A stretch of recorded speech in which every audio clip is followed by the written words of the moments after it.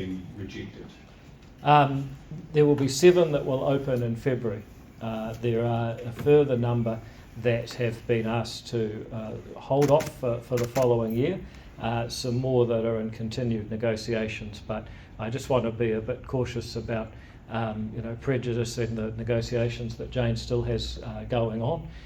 What is important is that I think for anyone who says that charter schools are not needed, we got 78 detailed applications made by people, and not all of them can be accepted. That's just the reality. We don't have the money to start up that many schools that quickly, but those 15 will make a big difference. And in addition, there are some that are actually existing state schools that want to convert. That has a lower financial impact because it's effectively just changing from one model one day to the next. There's some administration cost around that, but it's less. But nonetheless, there are constraints around what we can afford to do. Even though I suspect that there would have been some of those applicants could have made very good schools. Justine and Jane have had to make tough choices, and I just back them 100% given the combined educational experience that they and the authorisation board have.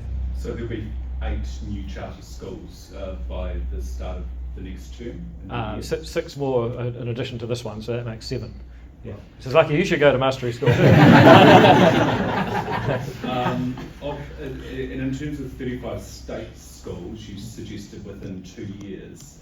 When are we going to start seeing some of those state schools switch across? I think you may see 1 or 2 next year, but the process for doing that involves taking an existing school community with you, and understandably that takes some more time. I think a big focus next year will be engaging with school communities who may have expressed interest and saying, well, what's it like to take the journey and say to a group of people, look, here's the school as it's currently functioning. We think that conversion would either give the existing operators more flexibility to operate their way, or it may be that there's a school where they say, look, we're not really happy with the way our school is functioning.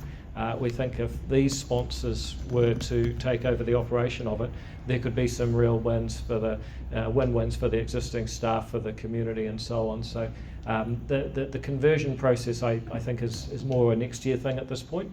But the new schools, as you can see, are raring to go. And will the oversight be the same as state schools?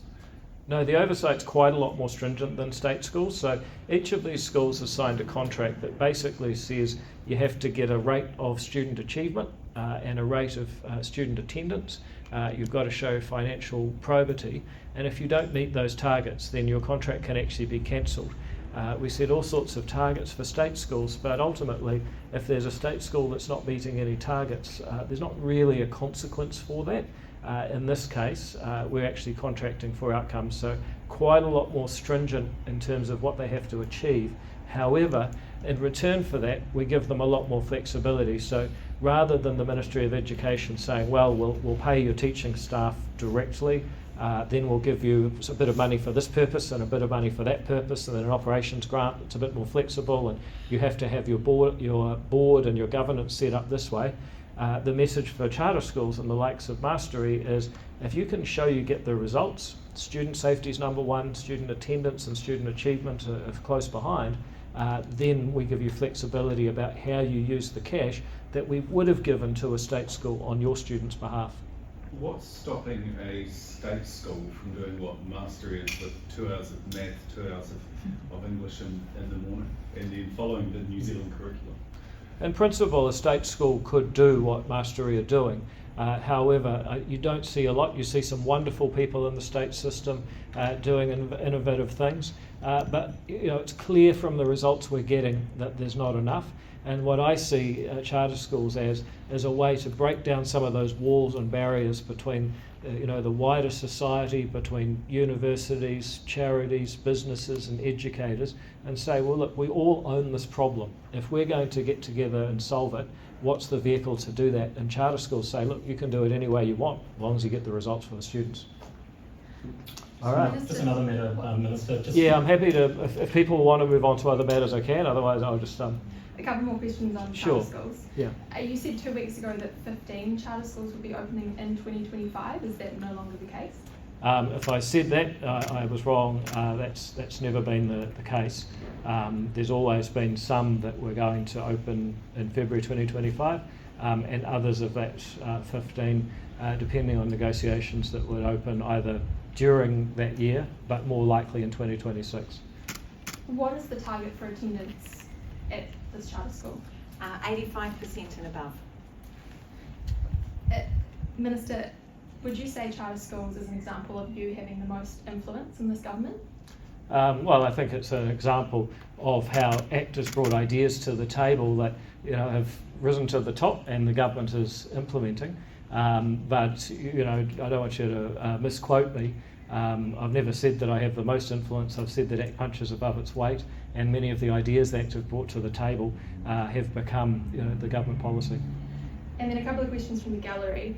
Willie Jackson has announced he will debate you on Treaty Principles Bill. Is this something you're aware of, and would you be open to taking part in that debate? Yeah, I have, but you've got to remember, the guy said I was a liar and then refused to apologise. Now, I want a higher, more civilised level of debate. It's pretty difficult to have a positive discussion when you've actively said that the other person is lying and you don't believe what they say.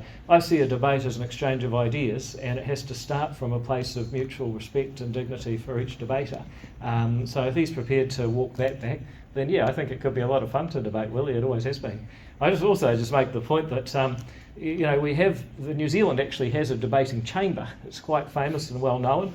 A lot of people go and debate there, but so far, I've been in government for a year and he's only ever asked me a question once. Winston Peters says the Prime Minister is struggling because he's new to politics. Do you agree with that? I agree with half of it. He is new to politics. He's done an extraordinary job being elected in 2020, becoming Prime Minister only 3 years later, and now taking on what is a major challenge for all three parties in the government. This OCR cut is fabulous news for households and businesses and farmers, but that's what we've been dealing with, is high inflation and high interest rates. So I agree that he's new to politics. I don't agree that he's struggling, because if he's struggling, we're all struggling, and actually I think the government is doing a pretty good job, including Winston, against pretty tough conditions.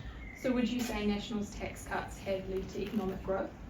Oh, almost undoubtedly, because they've taken money out of the public sector and put them into the private sector.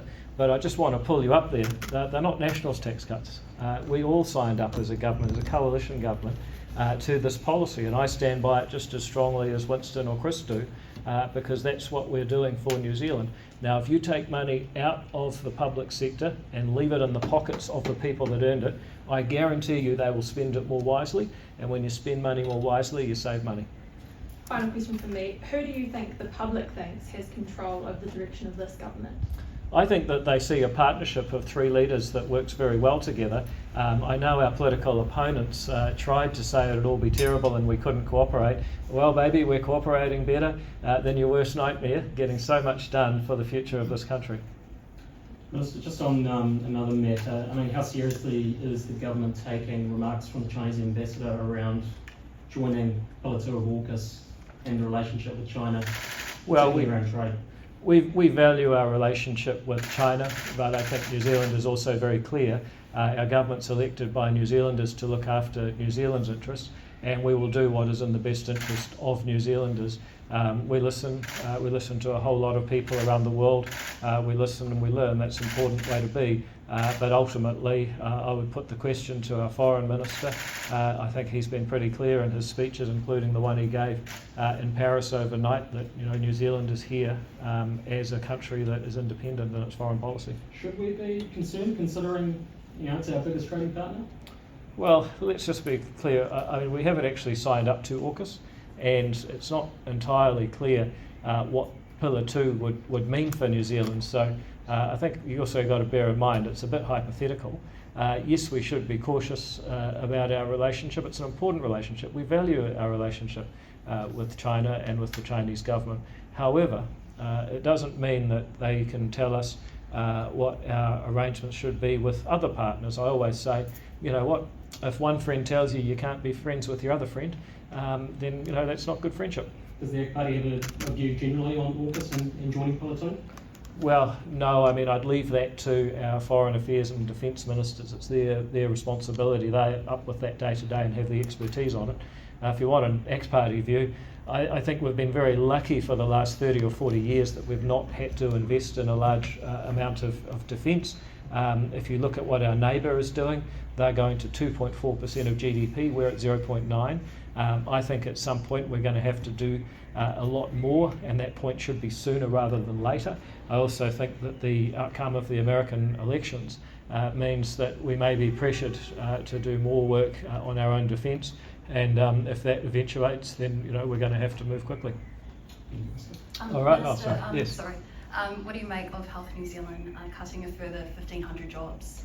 Well, I think for those individual people, it's very sad, especially going into Christmas.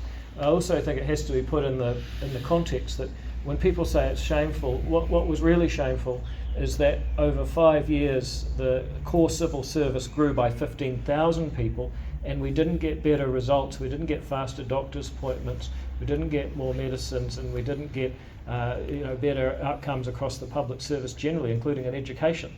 So, what the government now faces is a challenge of how do we deliver more for the people that are paying the taxes and need the services, the patients and the students, people that want to drive on better infrastructure, and how do we do that with a limited budget. So we started off with a government that was doing less and less with more and more money. We now must do more and more with less money, and that obviously is very sad for people if they lose their jobs as a result of that. But the alternative would be to carry on a pathway that is unsustainable and will ultimately bankrupt the whole country. How many more public service cuts would you like to see? Well, I would like to see none. I would like to be in a country where everything is tickety-boo and we just carry on as we are.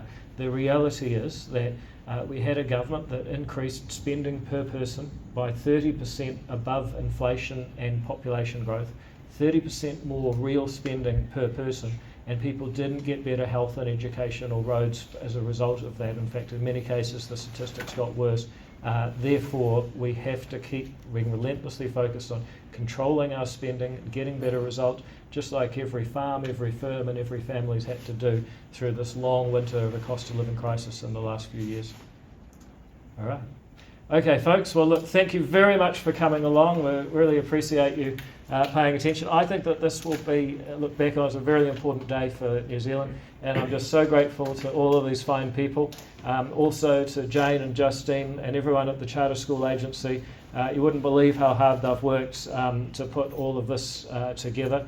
It makes me really proud to be in this government and to have brought this policy to light. So thank you very much.